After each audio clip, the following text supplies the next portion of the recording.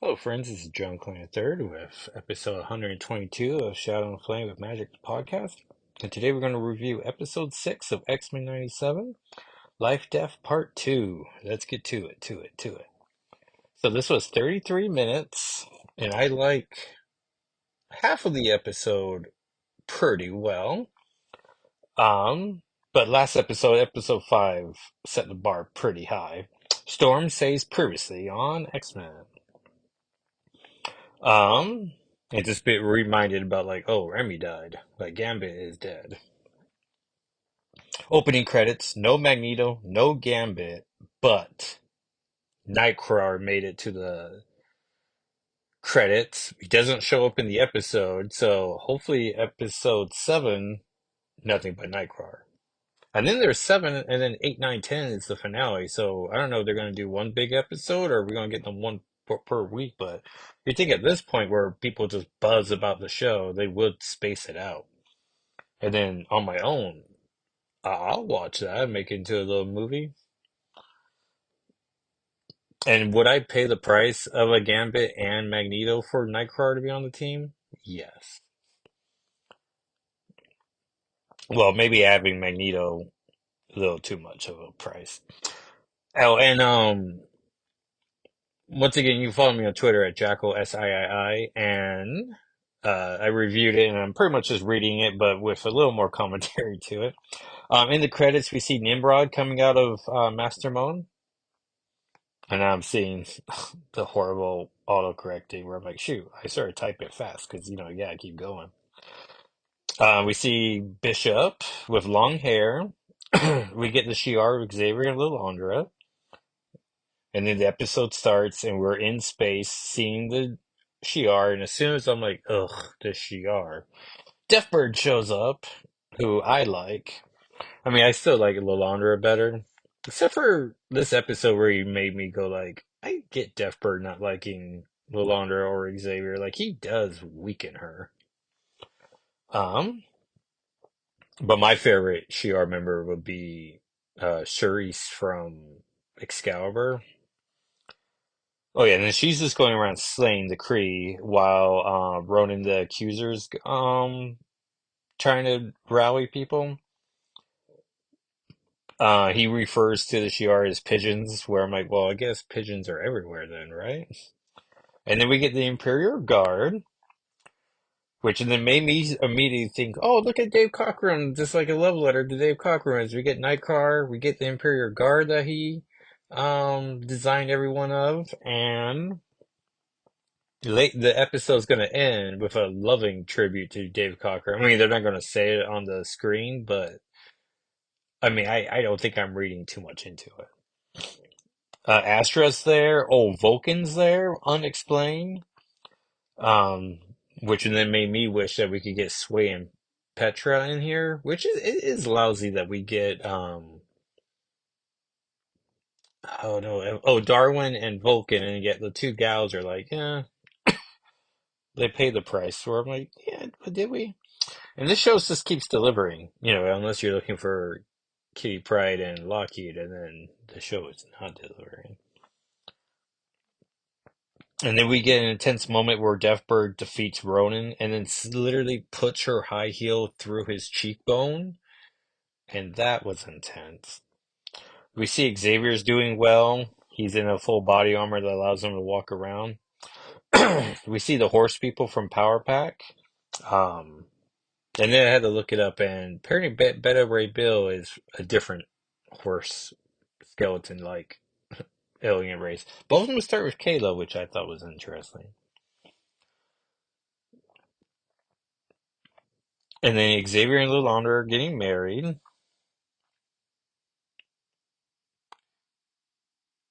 Um, I make a reference.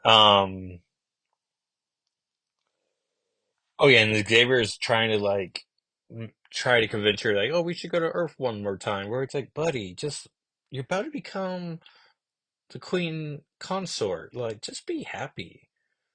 Making her happy, but he's just like, I need Earth, I need the X-Men. And it's like, ugh, Xavier, like and this is where we just see that he's gonna be whiny for the rest of the episode.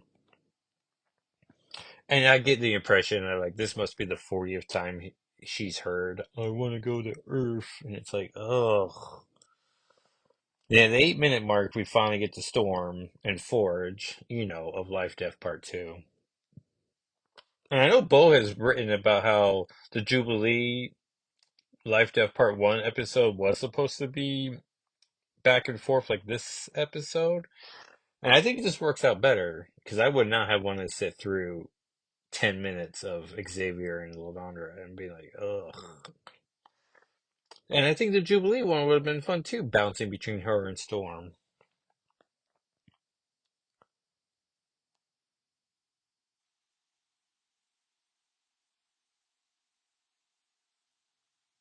And then Forge is still in those short shorts. He has that nasty bite. Storm should call Lilandra or Maddie because it's like magic is being affected. And then the adversary puts Storm in a coffin. And it's really when the two of them start talking where you realize they share the same voice actress, the original Storm actress. Where I'm like, hey. Adversary refers to Storm's monochrome family, which is like, whoa. And Forge is trying to get up on his feet.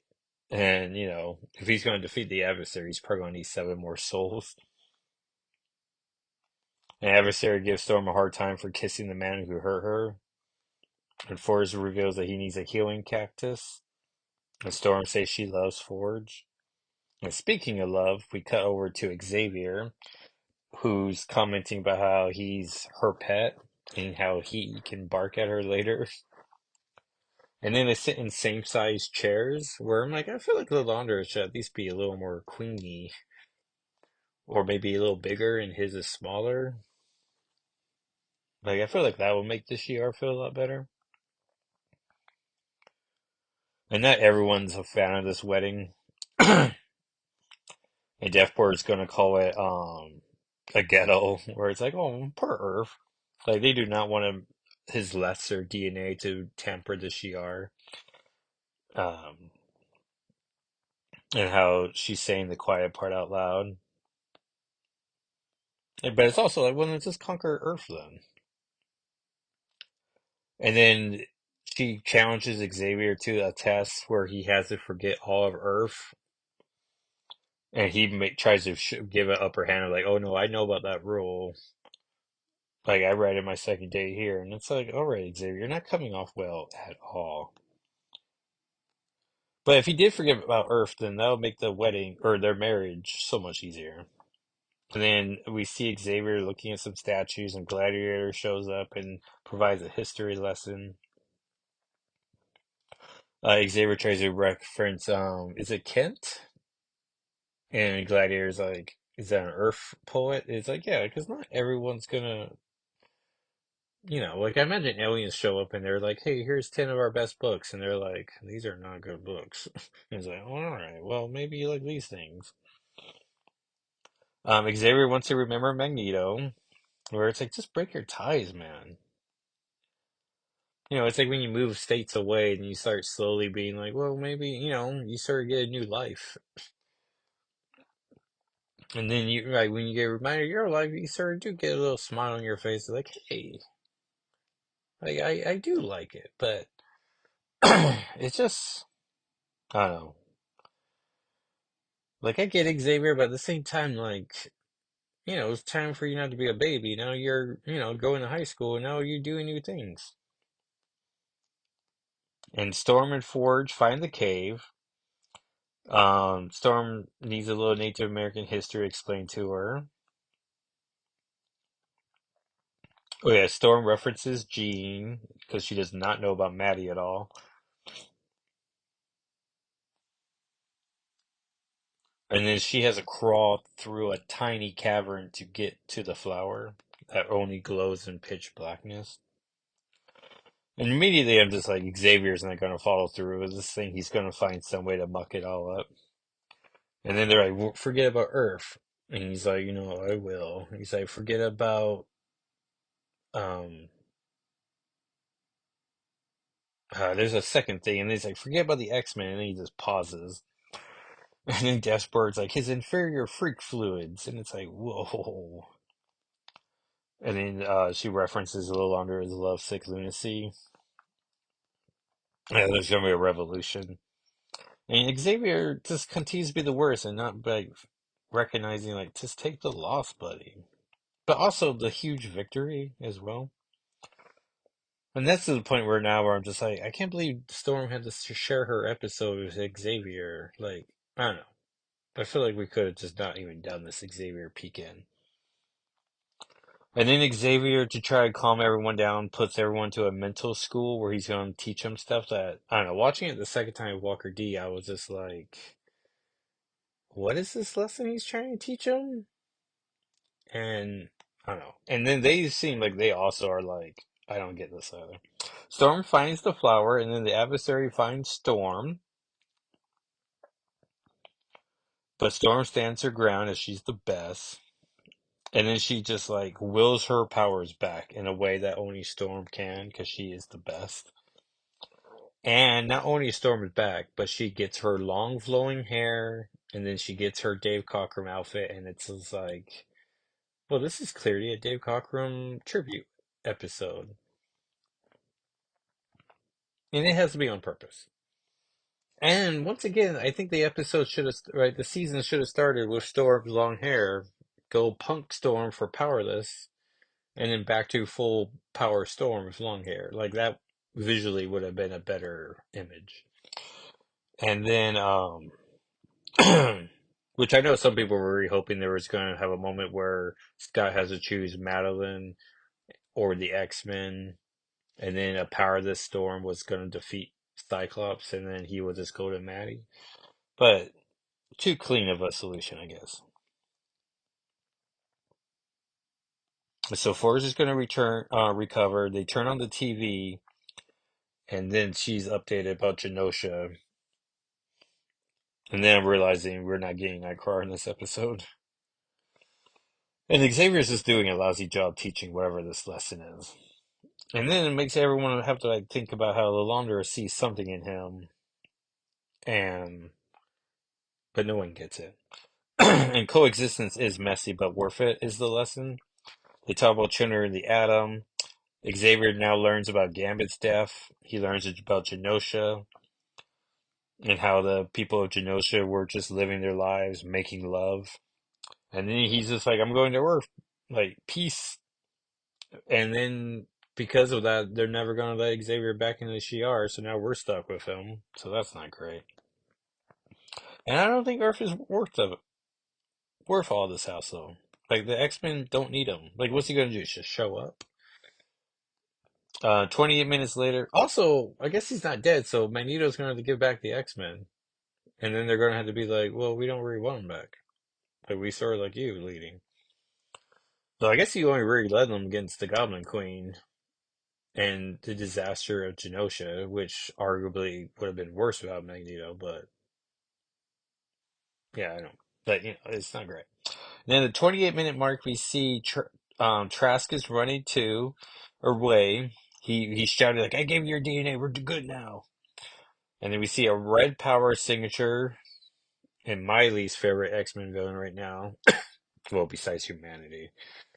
Mr. Sinister is behind it all. And it's like, oh, they didn't want to do Cassandra Nova and tie in with Deadpool, maybe? And we officially do not get Nightcrawler in this episode. But it's not a bad episode, but 3 and 5 have definitely been my favorites thus far. In the thank yous, we get Dave Cockrum. This is third, but it's in alphabetical order, so Byrne and Claremont will always be before Cockrum. Paul Smith is still there. Lynn Wins. Oh yeah, it's not Lynn Win, it's WEI, so they misspelled it, which I guess happens when you redo these thank yous every episode. But and it's missing a whole row. Usually it's three roll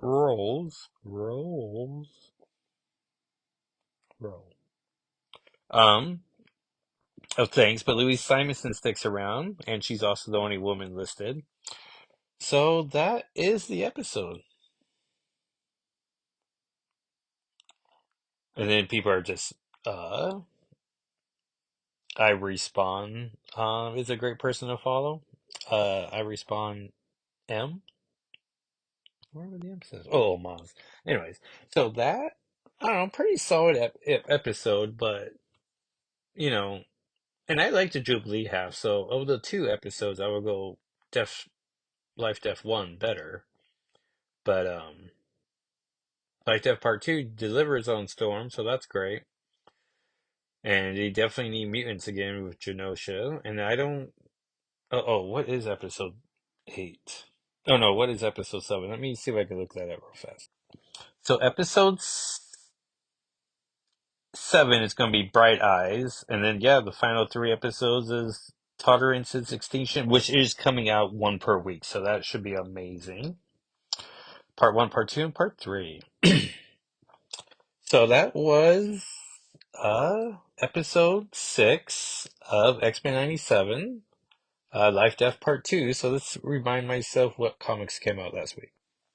So Fall of the House of X4 came out, which I know people have been ragging on this series this whole time, and I've been much preferring Fall over Rise. But issue 4, I don't know. Nimrod defeats Cyclops. I'm gonna do this by memory.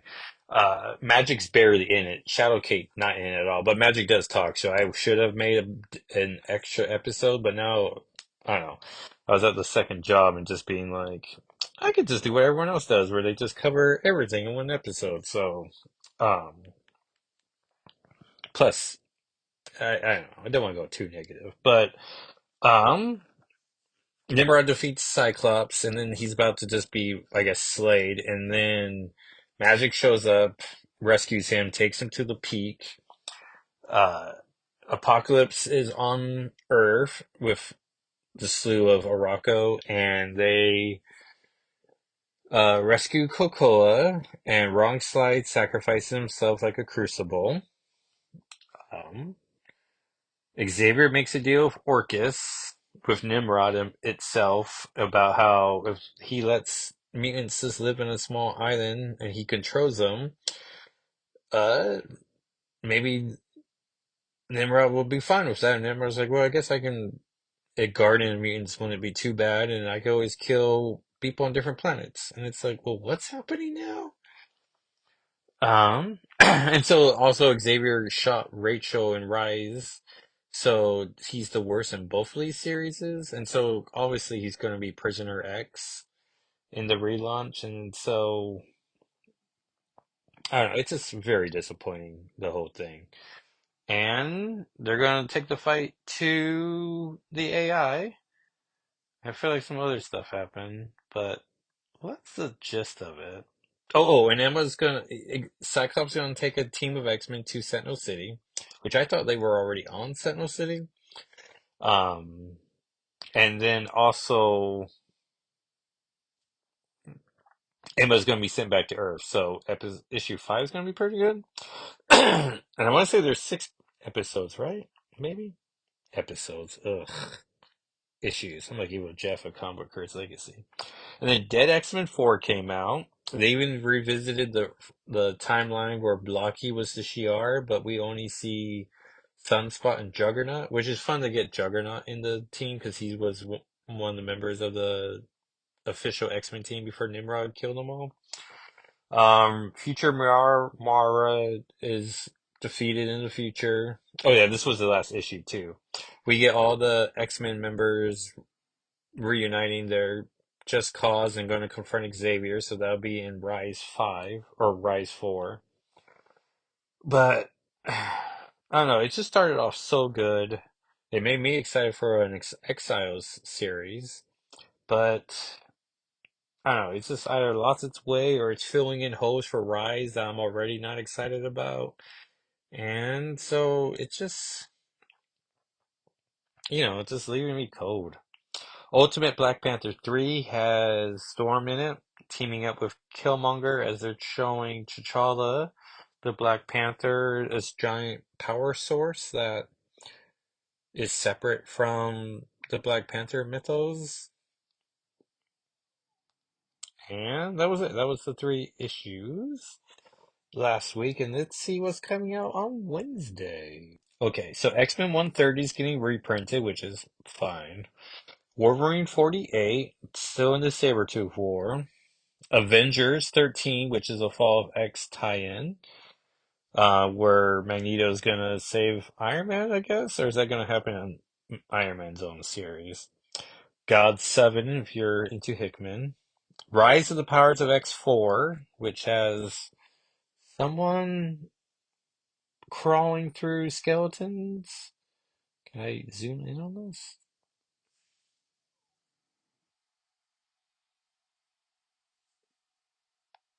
I mean, it is not letting me zoom in on it. But okay. Who is Trader X? Ugh, I don't care. Well, I guess I do. Oh, I don't know. Ultimate Spider-Man 4 is also coming out, so two Hickman comics. Wolverine Manaport Knights 3 with Claremont and Wolverine, actually. Black Widow and Wolverine. Issue 2 did not have any X-Men characters guest stars, so that was disappointing. Oh yeah, Predator Last Hunt reminds me that aliens are gonna fight Avengers. And then Walker D was getting me excited to start playing Dead by Daylight again. And I almost did a match today, but Walker D did some Red Dead Redemption 3 on his channel, Walker D World, and I decided to upload those because I tried to play Fallout 76, went into this medical facility to read this guy's plans, and got kicked out of the game twice, and I was like, well, I'm done doing this. Scarlet Witch and Quicksilver 3, Jackpot and Black Cat 2, X-Men Forever 2, so a lot of Rise stuff coming out. And X-Men Forever 2 has Jubilee on the cover, and I don't know. I mean, I like Kieran Gillen too, but I'm just not connecting with Rise. But I also didn't connect with Fall, so I don't know. I also feel like they released this Fall from X stuff way too, not Fall of X, the From the Ashes titles like a month too early. But I understand they had to hit the um convention circuits. And if Southwest by Southeast offers you a booth, you take it. Now I'm wondering if X-Men 129 got reprinted and what that looks like. And so, and I'm getting super excited about Free Comic Book Day coming on in 2 weeks. So go to Great Falls at Kelly's Comics. Hashtag not sponsored. Hashtag would love to be sponsored. And usually my dream would be that we get there super early, but I know that's you know keep the anxiety down about that. But last year they had this bags where it's like, yeah, here's all the bags you want. Take them. One per family, please. And it's like, yeah, buddy. I think he says one per household because we took our nephew Curtis and family, but not household.